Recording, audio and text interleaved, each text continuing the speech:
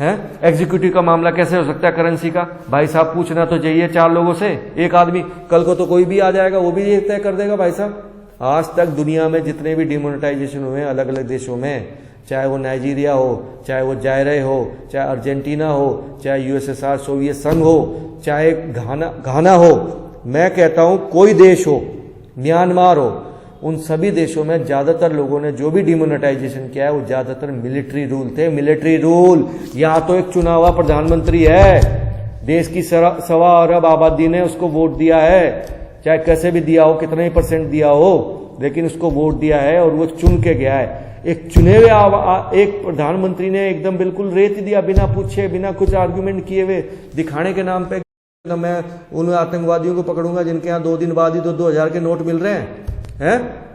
Black money को रोकने की बात कर रहा है, ये बेवकूफ बना रहा है हम सबका, और उसने बेवकूफ बना दिया है और लाइन में लग के हम बेवकूफ बन रहे हैं और आप खड़े खड़े बन रहे हो। और 50 से 60 करोड़ हमारे लोगों की गड़े मतलब उनके रोजगार छीन लिए।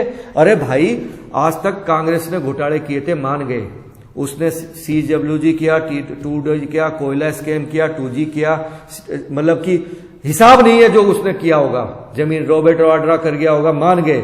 भाई साहब उसने जो भी किया है बड़े बड़े लेवल पे किया है, उसने जेब में डंका तो नहीं गिरा, तेने तो जेब में डंका गिर दिया, लोगों के जेब में, महिलाओं के घरों में, महिलाओं की रसोई में, महिलाओं के मतलब जो बेचारी ने रजाई में छुपा के रखे थे, अपने खाने के डिब्बे में रखे थे, वे पैसे काट लिए तेने मोदी, तेने प्रधानमंत्री वो पैसे काट लिए, और वो पैसे तू लेके किनको देगा?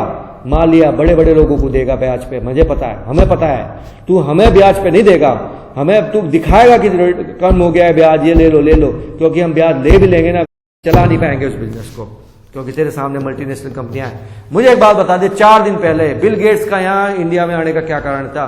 तूने उसको IT सेक्टर में अपने भाषण के लिए बुलाया, भारत सरकार ने बुलाया है, बिल गेट्स का यहाँ आने का क्या मतलब था? वो यहाँ आके क्यों भाषण झाड़ गया, हमारे रविशंकर प्रसाद के सामने क्यों मीटिंग कर गया, क्या बोल गया पता है भाई लोगों?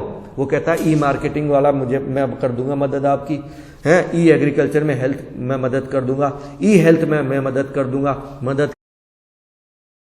वो सारा मार्केट कब जाने के चक्कर में है, क्योंकि तुम्हारा डाटा तो बिल्कुल उसके ग्रासरूट लेवल तक मिल गया ऑनलाइन। तुम अब तक जो तुम टिके हुए थे, बचे हुए थे पूरी वर्ल्ड इकोनॉमी में, वो केवल अपने इसी वजह से कि तुम सरकार के हत्थे नहीं चढ़ रहे थे डाटा वाइज।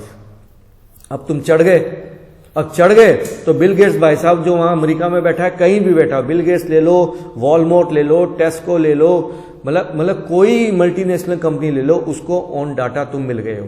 उसको पता है हमारे पास वाले की दुकान, जैसे GST लगेगा उसको पता होगा हमारे पास वाले किराने की दुकान, हमारे पास वाले जूते की दुकान, हमारे पास वाले कपड़े की दुकान में कौन सी कंपनी का कितना प्रोडक्ट आज सुबह 4 बजे या शाम को 4 बजे तक पड़ा है और कौन सा माल उठा है। जब उसको आपके एक क्लिक पे पता है, आप फेसबुक यूज करते हो, आप यूट्यूब यूज करते हो, आपको पता है कि आपके फेसबुक पे कौन कौन बंदा, कौन सी उम्र का बंदा, किस लिंग का बंदा है या बंदी आपके पेज पे आया है, कौन से देश से आया है, कौन से राज्य, कौन से सिटी से आया है। तो वो सॉफ्टवेयर यहाँ पे प्रोडक्ट का नहीं पता लगा पाएंगे कि कौन सा उठ रहा है, कौन सा नहीं उठ रहा है। आप सर्वाइव कर पाओगे? आप केवल जॉब करोगे, जॉब केवल 2% 1%, और वो भी इतना ही जॉब कि बस सर्वाइव कर जाओ, क्योंकि आपके लिए सरकार, मोदी सरकार बहुत अच्छी अच्छी स्कीमें लाएंगी, हैं। दुकानदारों के लिए भी ले आ सकती हो तो स्कीम, कह देगी भाई साहब 5,000 रुपये ले लो, आपके बच्चों के लिए हम एजुकेशन कर देंगे, ये कर देंगे, वो कर देंगे। भाई साहब स्कीम तो बहुत लाएगी ये, क्योंकि इसको पता है वोटर उखड़ गया तो तेरी लंका लगा देगा, तो इसके बाद पैसा होगा, स्कीम भी लाएगा। तो भाई साहब बिल गेट किस लिए आया है यहाँ पे? क्योंकि उसको डाटा मिल रहा है, डाटा मिल रहा है तो यहाँ बैठे बैठे वो यहाँ से प्रोडक्ट निकालेगा। फलाने दुकान में कम हो रहा है माल, फटाफट माल पहुंचाओ, लॉजिस्टिक उसकी होगी, ट्रांसपोर्ट उसका होगा, तुम उखाड़ लो जो उखाड़ना है।